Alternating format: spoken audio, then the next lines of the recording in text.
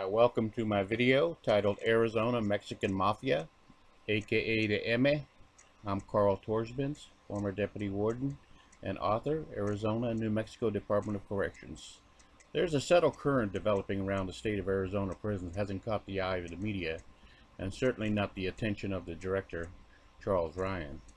Either they're ignoring the red flags that are out there, or they're just wondering what is going on, or bedazzled by what they think the gangs are up to. In Arizona, Mexican Americans are often thought to be autonomous in their activities. However, now we have information that shows that they're linking up with the Sureños and the California Eme.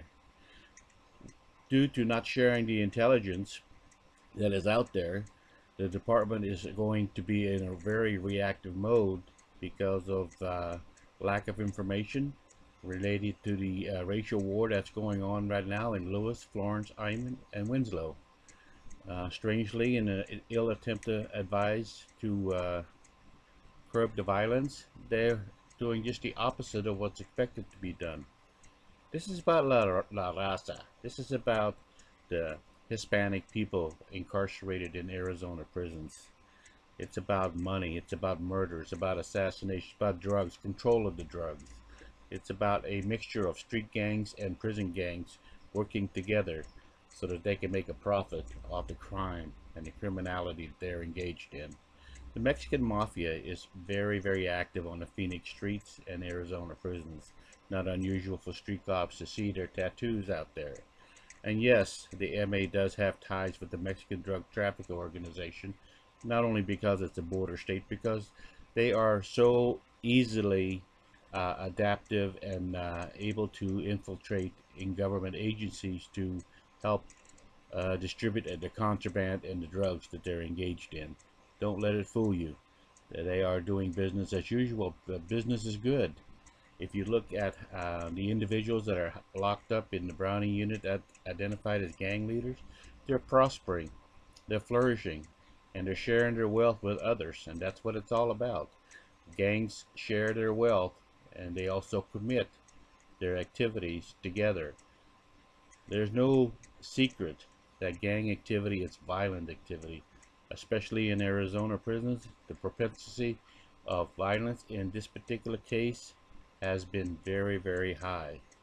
I don't need to tell you, because you've seen the recent serious assaults on staff on other inmates that include homicides, and the agency doesn't seem to be taking a proactive approach on this extreme brutal violence that's occurring. It's their mantra to exercise extreme violence. That's how they control things.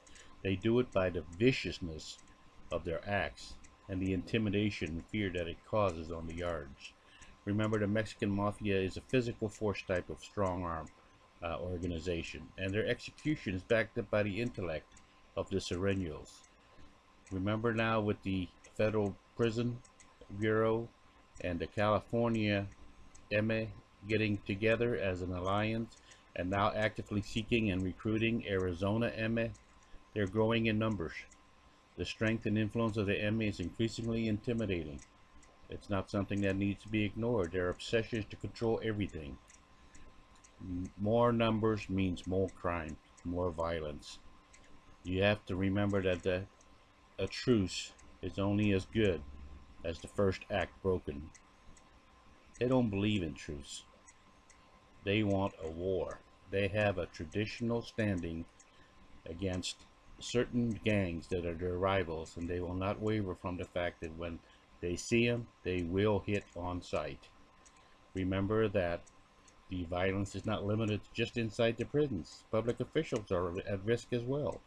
Remember that the best and most effective tool that we have for fighting gangs is the RICO Act, which is the Organizational Crime Act that allows confiscation and seizure of properties, funds, and things, that puts them in federal prisons. However, that is where the recruitment is going on right now.